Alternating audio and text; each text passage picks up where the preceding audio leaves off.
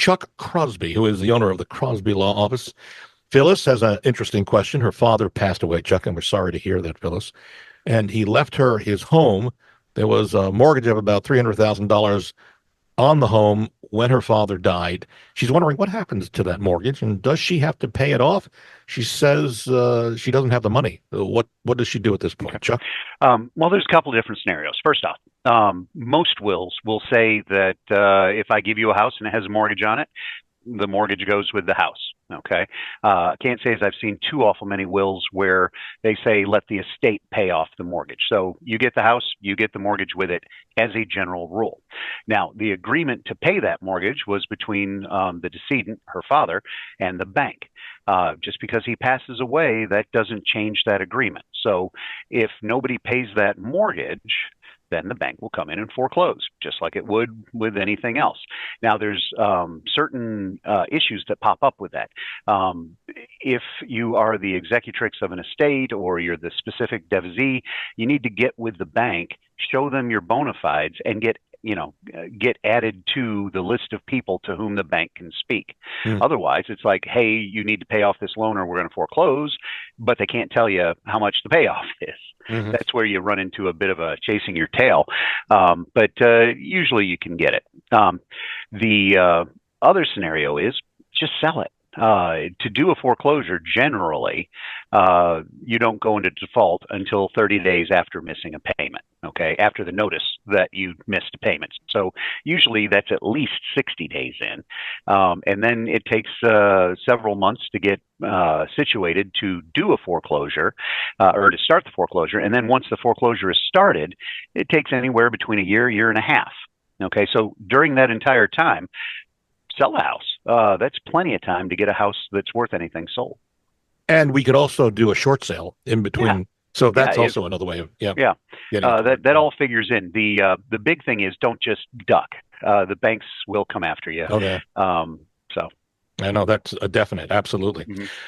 All right. A reminder, you can see a rebroadcast of this show, actually video, in addition to the audio. Simple, go to LouisvilleAnswers.com. That's LouisvilleAnswers.com. And a reminder, you can watch videos of some of our sellers as we close on their homes. I do interviews on occasion since COVID hit, kind of cut back on that just because of COVID, but still do it. You can go to LouisvilleSellersTalk.com. That's LouisvilleSellersTalk.com. We're going to take a break. When we come back, scams. Getting harder to spot. Now, we have a new list. We're going to go through the list quickly because there's so many, but I'm going to invite Chuck and Randy to comment as we go through this. And if you have any info to add to this, it'll be appreciated. Anyway, that's coming up in just a couple of minutes. A reminder, staying with us till the top of the hour, Chuck Crosby. He's the head guy at the Crosby Law Office. They do not only great jobs at closing and checking to make sure everything is done, dot your I's, cross your T's, and then some, but they also do wills, powers of attorney, foreclosure defense, commissioner's sale, and more. You can reach Chuck at 499-6360, 499-6360. If you're looking for a mortgage, and a lot of people will be over the next number of months, you can check with Randy Rocky at Swan Financial. They shop the loan for you to get the best rate. That's important. It's not just one place you go and they're going to give you a rate. Randy and his team will shop it for you. You can reach him at 645-0736. And if you're thinking of maybe selling your home now or in the future, I'd love to be able to help you. Simply give me a call. There's no home too big, no too small. And quite frankly, come out free, no obligation. I'll talk to you as much as I can, as long as you want. Answer all your questions. Call me at 502-376-5483 or go to bobsellslouisville.com. And also a reminder, you can go to wesellouisville.com and click at the top of the page. We'll get you an instant estimate on what your home is worth. It's computerized, but it is something to start. And we're back in a moment on News Radio 840 WHAS. So certainly really look forward to seeing you down the road when we visit you up in New York. With us continuing till the top of the hour, Chuck Crosby. He's the head guy at the Crosby Law Office. You can get your real estate closed, your home, your business closed at Chuck's office, along with maybe getting a will done at the same time or close to it at the same time, powers of attorney and foreclosure defense and the like. You can reach Chuck, 499-6360. Also, Randy Rocky sticking with us. He's one of the head guys at Swan Financial. They do a great job shopping your loan to get you the very best rate. 645-0736 is his number. If you're thinking of selling your home now or in the future, I'd love to be able to help you. I'd also have a team of agents to help you buy a home. You can reach me, and there's no home too big, none too small, and you can reach me for a free, no obligation meeting It's 376-5483, or go to bobsellslouisville.com. All right, guys, scams out there in force. According to the FBI, $724 million was lost to scammers in 2022, with more than 13,000 complaints of fraudulent charges for products people never received. Here's a breakdown: the top scams. Something when you order online, you order it, you never get it, and we never follow up. Scams, these are fake websites, could be, right, guys? Yeah. Oh, yeah. And then tech support scams. This is a big one. You get a call, right? Has this happened to you? It's happened to me. It has. We get it all the time. You've got a problem with your computer. You need us to help you. And they put the virus on your computer to begin with. The one also is where they send you an email saying, "We know what you've been up to. We've been watching you on camera. You're a naughty boy, and you're going to have to pay." And they want you to Carrie got one of those. Did she really? Like, oh, where is he? I'll pay that. Great. Also, fake password reset emails, where you get a password reset request, and then it takes you to a fraudulent location to reset, and now they have your real email, their new password. Fake package delivery notices. I'm getting these all the time. There's a notice from UPS. You guys get it too? Oh, I get it. Yes. I don't know what we do about that, and I don't know how UPS or FedEx can crack down on. They're just sending these out. I don't think they can. I mean, I don't either. And once you sign on, I mean, you've given them personal information. That's what they're looking for. And, yeah. Well, it's the same way with the tech scams. You know, they're calling in and saying, "Hey, you know, your computer pinged us and blah blah blah blah blah. I need to be able to sign in to your system," and you know, they're just looking for information. Some of the more common that we've seen, impersonating businesses, people who impersonate businesses with they look like they're the real thing. They're not. Medicare. Yeah, I get that every day. Do you? Yeah, so do I. Medicare fraud scams, where scammers often target people during Medicare enrollment periods, and those are coming up again, I think, and that's going to be a problem for any of us who are seniors. Robocalls, spoofed numbers, so it looks like it's coming from maybe somebody you know, right? Yeah, or like the sheriff. It'll come up, Jefferson County Sheriff, and it'll say, "Oh, you missed your jury duty. You need to bring us all this money in Bitcoin and deposit it at a Coinstar machine." That happened to me. I got a call from supposedly a sheriff deputy, and there was an order out for I missed some court appearance, and now there was a summons or something like that. Yeah. And it was all bogus. And it scares most people. I mean, as an attorney, I've got the secret handshake. I know how to verify that right quick. You've got one too, huh? Yeah, but I also know that that's not how it works. Yeah. As a matter of fact, if you go to the sheriff's website here in Jeffco, they have a big sign on there that says, "We will not call you." Yeah, that's what everybody's saying. If you're going to get picked up with a warrant, they're not going to notify you ahead of time. By the way, my secret handshake comes from the Three Stooges, and it involves a woo, woo, woo, if you remember. I do. Grandchild in trouble scams, where grandparents are getting calls at their grandkids, and who doesn't? This is I'm in a Mexican jail. Yeah. The one I found interesting: romance scams. Loneliness in retirement can make us all vulnerable to romance scams, where someone pretends to be interested in a relationship to ask you for money. Be cautious of anyone asking for money whom you've never met in person. Remember that, folks. Sweepstakes, lottery scams, stolen mail, and check fraud. Never, I would tell you now, do not ever mail pieces of mail with checks, documents. Don't leave it in your mailbox. I wouldn't even leave them in those blue mail post office outside boxes, because they can get into there. I'd go into the post office and mail them in an actual post office. You guys agree with me on this? Oh, yes. I don't put things in boxes. I haven't since COVID. The UPS box and the US mailbox that we have out in front of the office, those were broken into regularly. Yeah. Remember this, folks. This is important stuff. And a credit card fraud. I mean, you received a credit card balance has been paid off, and surprise, you still owe money. This is happening all the time. So to hear a replay of these scams, again, go to LouisvilleAnswers.com. That's LouisvilleAnswers.com, visual and audio as well. Back to our questions coming in via email. Lily has not bought a home in the past 10 years, but she is planning to sell and buy a new home this year. And Lily is wondering, Randy, what counts as income? She says, I'll read off some items. You tell me if they count as income or not. You ready? Okay. Yep. All right, here we go. Paycheck obviously counts as income. All right. Yep. Yes. Commission. Well, let me say this. If it's a employment paycheck, you're saying, right? Hourly or salary. Yeah, yes. Right. Commission, we have to average the last 2 years. And as long as it doesn't drop more than 20% from last year to this year, then we're good on counting it as income.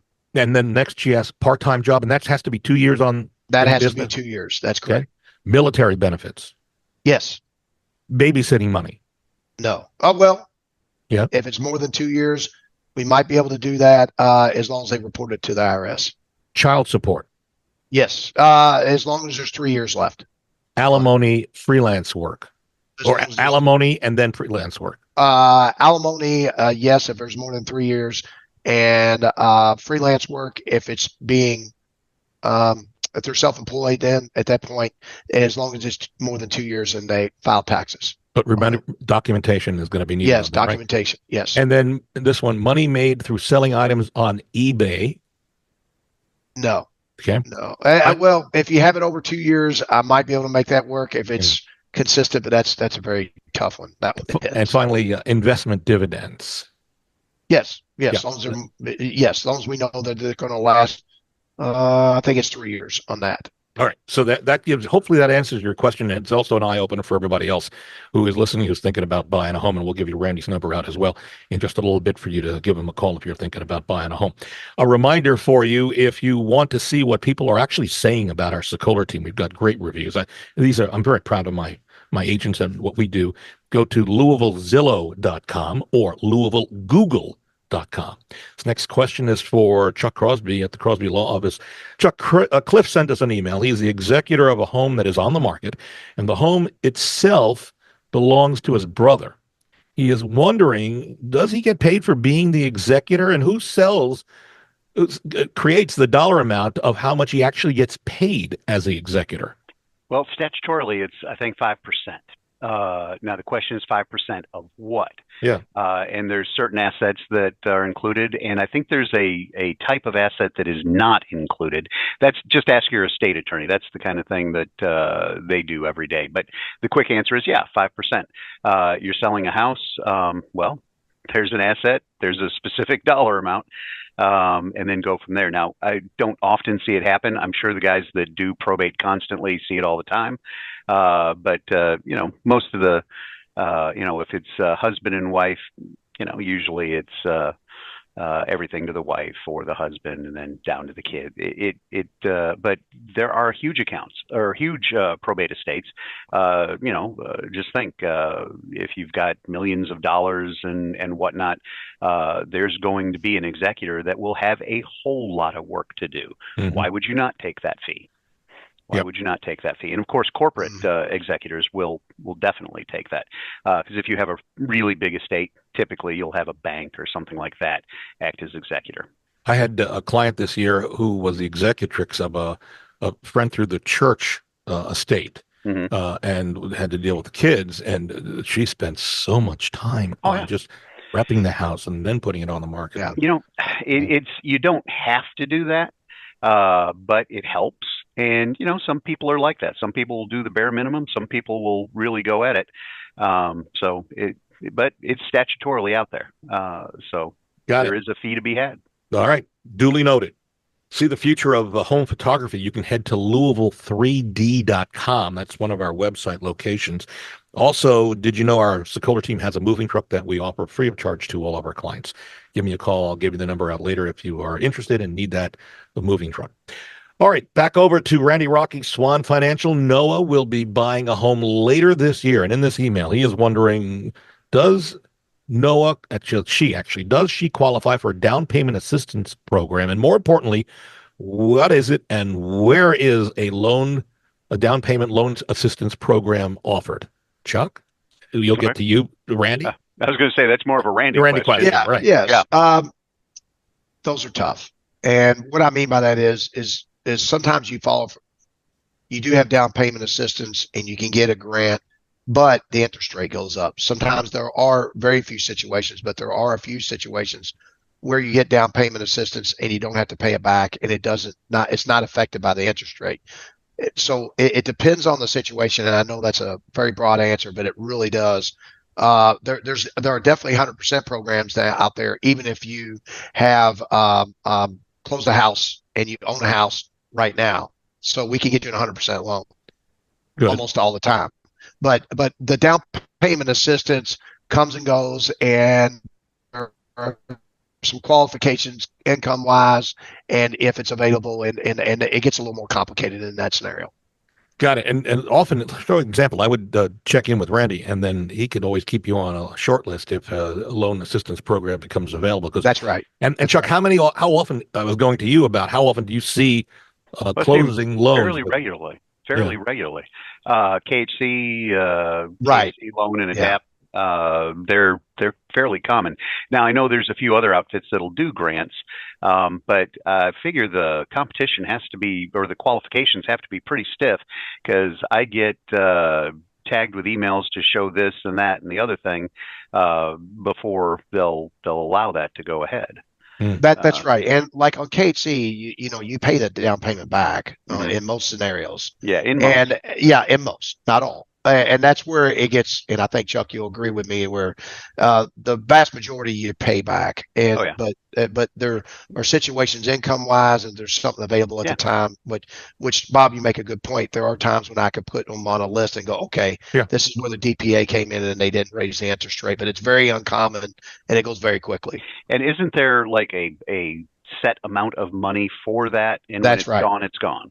That's right, which is what I said. And make a great point. It goes very quickly, and it's here today, gone tomorrow. In a lot of situations, it'll go out in 4 days, 5 days in a lot of situations. And folks, that's why you want to be on some lender's short list, and that's why I tell Right. you, I'll give you Randy's number, and you'll be on his short list. So just FYI. Absolutely. Back over to Chuck Crosby at the Crosby Law Office. Freddie owns a home in Oldham County. One of his neighbors, Chuck, is in clear violation of the motor home covenant and conditions of his subdivision. And in this email, he says the covenants say no truck with advertising can be parked in the driveway or on the street overnight. And he says, Freddie, that he has reported this neighbor's truck to his homeowner association. They haven't taken any action. He's wondering, what's the next step, Chuck? Well, the next step is to garner a whole bunch of support and run for president of the HOA next year. That's the quick answer. Okay, if it's a truck with, if the guy that lives there is, Jim Bob's House of Roofs, and he's a roofer, and it's his main vehicle, I'd say you're going to have a hard time enforcing that CCR. However, if it's something that's really awful and obnoxious and the HOA just won't do anything about it, you can always file a lawsuit for diminution of value, if there is, with your property, or, the HOA, just pester them. And if the HOA won't do the job as they're supposed to, garner a bunch of support and run for president. Yeah, I had one of these problems years ago where and it actually did hurt the seller's value, our client's value, because it was right across the street. And every time, we had a showing what's going on across the street. Is this a junkyard or something? And that can. And if the HOA is failing to respond to an obvious issue and it's causing, your property to go down in value, well, you have a cause of action. Yeah, no kidding. We are out of time, folks. This went very fast. A reminder that we'll be on next week. And with that, I will tell you another great show with some disturbing information about if you have a trick-or-treater on your property and the trick-or-treater gets hurt, what happens? Who's at fault? That's going to be on next week's show. And what do you end up paying if you do it all? Our thanks to Chuck Crosby. He's the head guy over at the Crosby Law Offices. They do a great job of getting your home loan closed, as well as doing a will for you or power of attorney, foreclosure defense, commissioner sale. You can reach Chuck, 499-6360. Randy Rocky at Swan Financial does a great job of shopping your loan to get you the best rate. You can reach Randy anytime at 645-0736. And if you're looking for down payment assistance, again, get on the short list with Randy, 645-0736. And if you're thinking of selling your home now or in the near future, I would love to be able to help you. It's free, no obligation for me to come out. And then just talk about the process. We'll find out what the cost is, what your house is worth, what you need to do or not do. And no house too big, no house too small. You can reach me on my cell phone anytime, including the weekends, 376-5483, or go to bobsellslouisville.com. And for an almost immediate estimate of what your home is worth, computerized, head to WeSellLouisville.com. That's it. We're out of time. See you next Sunday on News Radio 840 WHAS.